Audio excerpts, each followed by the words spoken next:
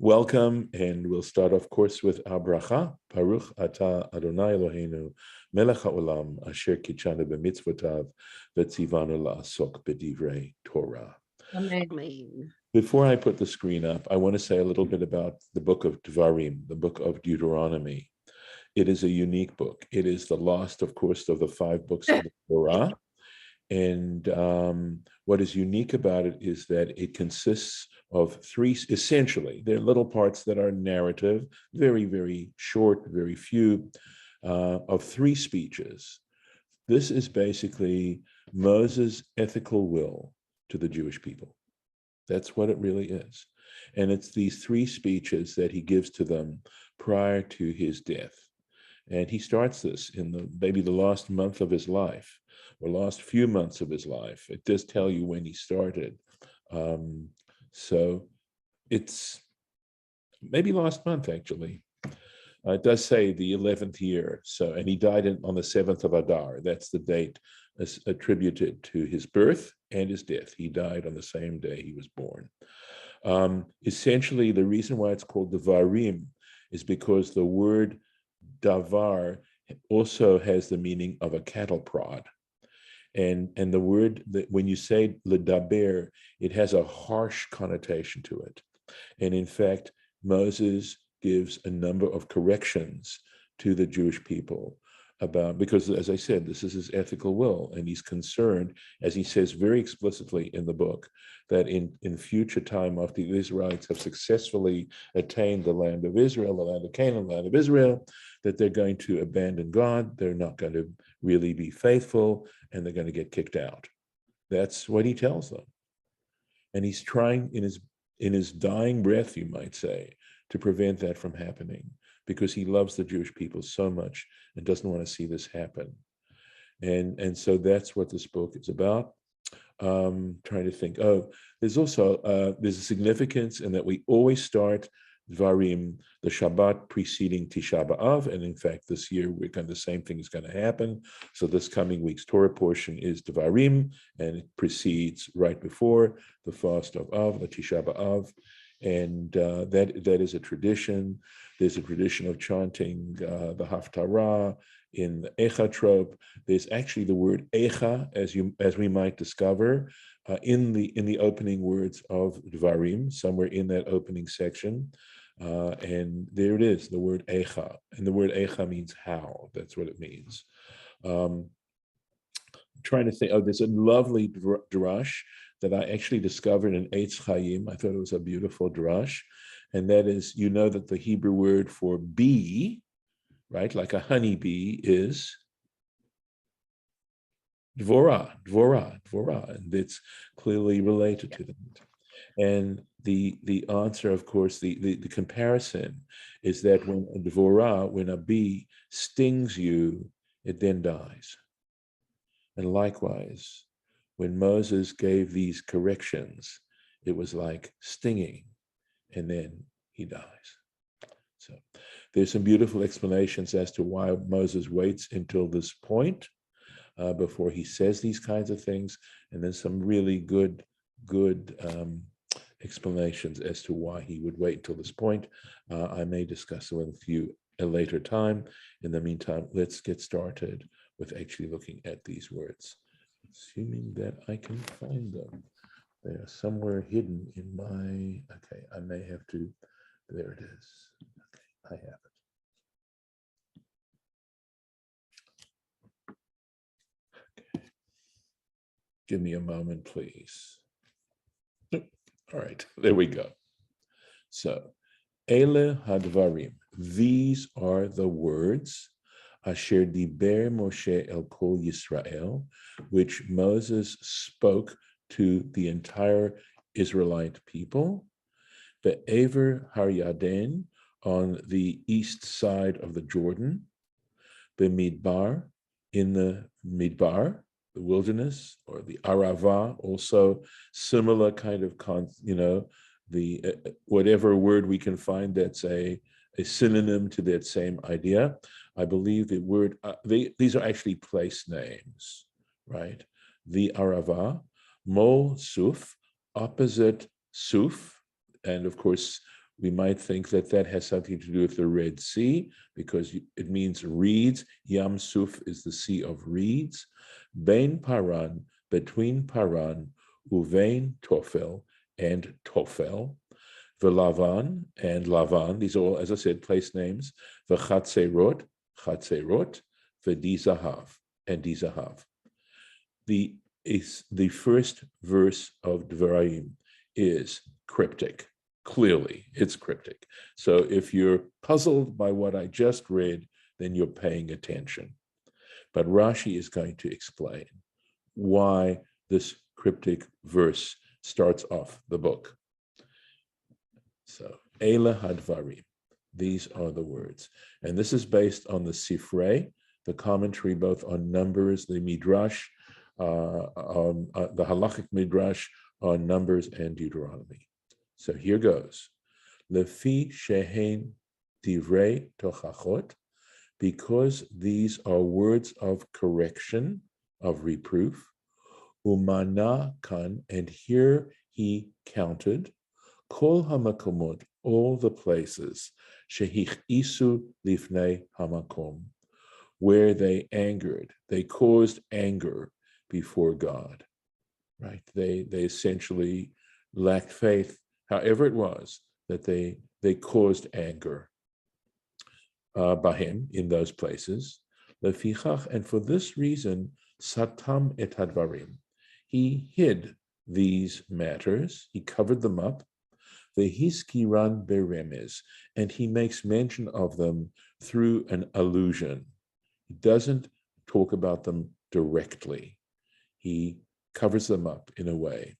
Mipnei kvodan shel Yisrael, on account of the honor due to the Israelites. So he just alludes to these places. They're going to get the message, and he doesn't have to say it explicitly. And of course, there's a great lesson to be learned there, right? How to convey words of correction in a way that isn't rude, in a way that's nevertheless respectful. And just because you have to correct someone doesn't mean you shouldn't be respectful. So again, how are you going to do it? How are you going to convey these words so that they enter a person's heart in a way where they don't automatically push back? So, El Kol Yisrael, to all of Israel. Ilu hochiach mikzatam, had he only corrected a small number of them, or a part of them, not all of them, but part of them. Hayu ela shebashuk, those who were in the marketplace, in other words, the people who were busy, who were not hearing his words, omrim, they would say, Atem hayitem shom'in mi ben Amram, you listened to the son of Amram, and the son of Amram, referring to Moses as the son of Amram, is generally sort of a derogatory way of referring to Moses. So you listened to the son of Amram, velo hashivotam davar, and you didn't respond, you didn't parry his words, you didn't argue back at him, you didn't push back. Mikach v'chach, on this matter and on that matter, you didn't say anything, you just listened and you accepted it. Why didn't you push back? Ilu hayinu sham, had we been there, hayinu meshivim oto, we would have responded to him, we would have pushed back. Lachach kinsam kulam, and for this reason, he gathered them all together. Va'amar lahem, and he said to them, or you could say, implied to them, Hare kulchen kan, you're all here, every one of you. Kol mi sheyesh lo tshuva, any one of you who wants to debate this with me, anyone who has an answer, yashiv, let them answer, let them respond, let them rebut. So look at how Rashi sort of milking out a meaning that makes sense from why that word is there, Kol Yisrael. Why is the Torah telling us that? Now we get into it. Bamidbar, in the Midbar. Lo b'midbar hayu, but they weren't in the midbar. Ela ba'arvot Moav, right? From all the context that we understand from what we had just been reading, they were in the plains of Moab. Umahu b'midbar. So what's this b'midbar? Why does it say it? Ella, but bishvil ma shehichis'uhu b'midbar. It has to do with how they caused anger before God in the midbar. She'amru, when they said, and we can refer to it, right? Shemot Tetzayin. This is Exodus chapter 16. It looks like it's giving you actually a verse 3. Bi iten motenu, where they said to Moses, they ran out of water or something like that, and they said to Moses, it would have been better for us to die in Egypt than to die here, right? A little bit of good Jewish sarcasm. Arava, then, so that's the one place. And it says they were in the Midbar.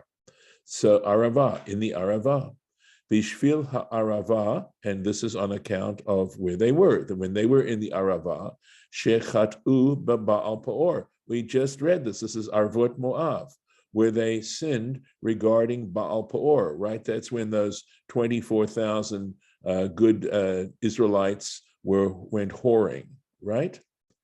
Beshitim, Ba'arvot Moav. That's where they were. They were actually in Shittim in Arvot Moav. Mulsuf, opposite the reeds. Alma Shehimru, just regarding to how they lost faith, right, or rebelled. B'Yamsuf, at the Red Sea. B'vo'am le'Yamsuf, and again, when they came to the Red Sea, She'amru, and there they said, chapter 14, verse 11, Hamibli, again, a little bit of lovely sarcasm here. Hamibli ein kavarim b'Mitzrayim. Was it because there weren't enough graves in Egypt that we have to die here? V'chein benasam mitoch hayam. And even when they went from the sea, after they had crossed the sea and had journeyed from the sea, Shnei Amar, as it says in Psalms 106 verse 6, Vayamru al yam b'yam suf, and they rebelled. They lost faith. They lost faith regarding by the sea at the Sea of Reeds. Kede'itab Arachin, as we read in the Tractate Arachin on page 15 of the Tractate Arachin of the Babylonian Talmud. So he's going through each one of these place names. Bein Paran, between Paran, Uvein Tofel Velavan, and Tofel Velavan. Amar Rabbi Yochanan, said Rabbi Yochanan. Rabbi Yochanan is one of the truly great rabbis mentioned in the Talmud. He's what would be called a Palestinian Amorah, because he lived it was called Palestine at the time. And he, I believe he's attributed, I may be mistaken, with the Jerusalem Talmud, that he was one of the editors, or maybe the editor of it. These are just brilliant minds. Chazarnu al kol hamikra. We went over the entire scriptures, velo matzinu makom, and we never found a place, sheshmo Tofel, whose name is Tofel, the Lavan and Lavan. Ella, but rather, hochicham, he was correcting them, Moses was correcting them, al hadvarim shetaflu al Haman, on the words they used where they referred to the manna as something of no value, right? They called the manna something that had it was tafel. It wasn't the good part. It was the bagass. Shehu Lavan, and of course the manna was Lavan. It was white. She'amru, and what did they say? And Bimidbar, Numbers 21:5, V'nafshenu katsa belechem haklokel. Our souls are sick of, basically, this crumbly bread, or this thin bread, this light bread. The alma she'asu b'midbar paran, And regarding Paran, what they did in the wilderness of Paran, Al Yedei HaMeraglim, in Paran, they were in Paran when they sent out the 12 spies, and 10 of them came back. And remember, they lost faith. They didn't believe they were going to be able to enter the land of Canaan and conquer it. You remember. By the way, that's what Tisha B'Av is about. That's at least the Torah reference of Tisha B'Av. And they cried all night, and God basically said, well, you cried all night for nothing. There was no reason that you had to cry all night. So I'm afraid I'm going to give you a reason to cry all night, namely the destruction of the temple, both temples. V'chatzerot, another place name. V'machlokoto shel Korach. So that's what happened with the rebellion of Korach. It took place in Chatzerot. Davar acher, another interpretation, also from the Sifrei.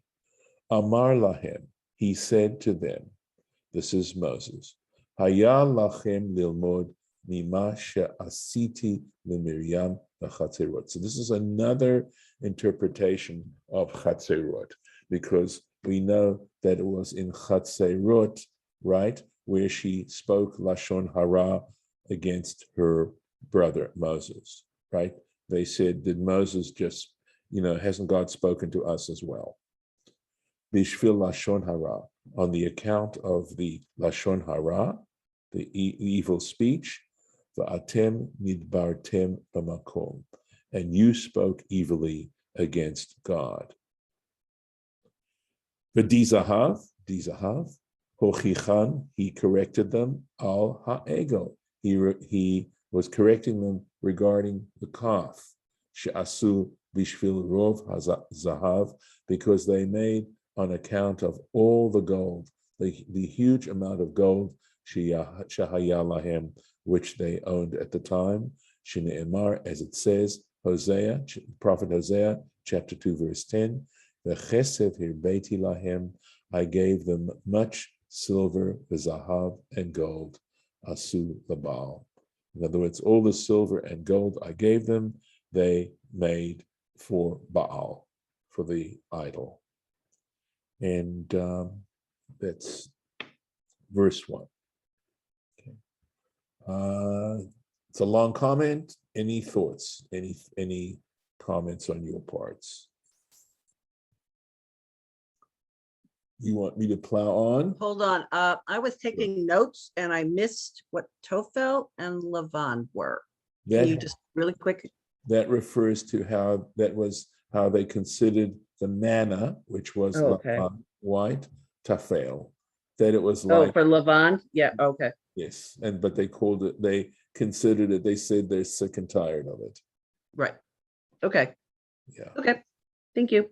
You bet. Okay. Any other comments or thoughts before I move on? That's amazingly cool. It's cool. It is totally. He totally explains this opening verse. He really does such a beautiful job. Okay.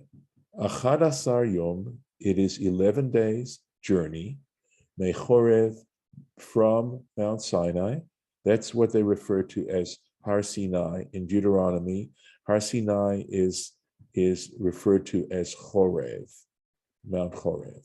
Derech Har Seir, by way of Mount Seir, Ad Kadesh Barnea, until Kadesh Barnea.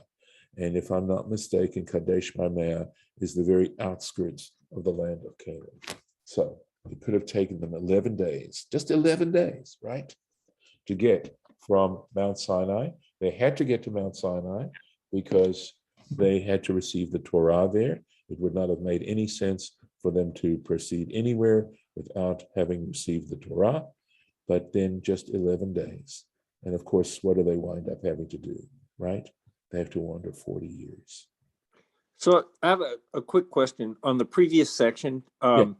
Basically, you mentioned somewhere in there about Tisha B'Av and the crying, giving them something to cry about. But that was the future, right? That wasn't the past, right? So how does that get into the commentary? is the point that, that would be the future, and that's why it's part of that commentary, because at that time, Moses didn't know that that was going to happen, right? So right. That's not okay. First of all, the commentary is, of course, not here in the Torah. It wasn't even in the Rashi. It's in either one of the Midrashim, possibly in the Gemara somewhere. One has to understand what it's doing is foreshadowing, and it's connecting this breaking of faith, right? This lack of faith in a very profound kind of way. Remember, because basically after that incident of the 12 spies, that was when they were condemned to wander for 40 years. Right. The spies took 40 days to spy out the land of Canaan, and for each one of those days, they now had to spend a year wandering from one place to another to get to the land of Canaan.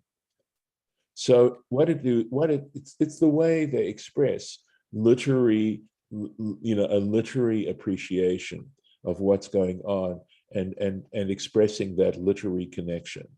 So, I mean, you could say, of course, if you wanted to be more literal about it, is that, of course, God is capable of prophesying.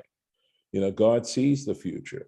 But I think in this case, we're really saying, that there's a connection between when this happened, when we observe this fast, and what happened with the destruction of the temple, and what causes the destruction of the temple. What kind of behavior causes the temple to be destroyed? And by the way, I'm absolutely convinced that the temple is actually a model of each and every one of us. The temple is actually a model of the human being. And it's a model to try and teach us, using this model, of how to fulfill ourselves as human beings. I won't go into the details now. I could, but I'm pretty convinced about that. And so their lack of faith in regarding the 12 spies, to a point where they were ready to call off the whole thing, was so destructive, so incredibly destructive, and in terms of character and things like that. Okay, so you're connecting. Okay, so basically the commentary here connects that to the future. I mean, that's the point, Yes. right? Yes, it's connecting it that way. Right. It's not something you would know at the time, of course, but it's prophesied, and we look back on it, thousands of years later, and so we can connect. Okay, I got it, because that's the only time that came up in the the commentary, was to jump to the future. Everything else was seemed to be in that same time period. So that's why it was a little confusing. Okay. David, let me clarify something beyond that. It was not in the commentary. That was something I simply shared with all of you. Okay. From my own background. It was not in the Rashi here at all. Got it. It wasn't. Okay. Rashi just connects those particular words, those cryptic words, with that particular incident. I added on my own the additional piece because Tisha B'Av's coming up. Yes. Got it. Okay. He doesn't mention Tisha B'Av. Okay. Not here. Not here. Got it. Well, no, it's a good connection, and yes, and I don't think you're taking literary license with it, which is, I think, what you were talking about. But as opposed to being literal. But yeah, it's really good. So okay, thanks for the clarification and the insight. Sure thing. I'm going to stop the share, and I'm going to also stop the recording, because we will pick this up tomorrow, God willing, with the second verse.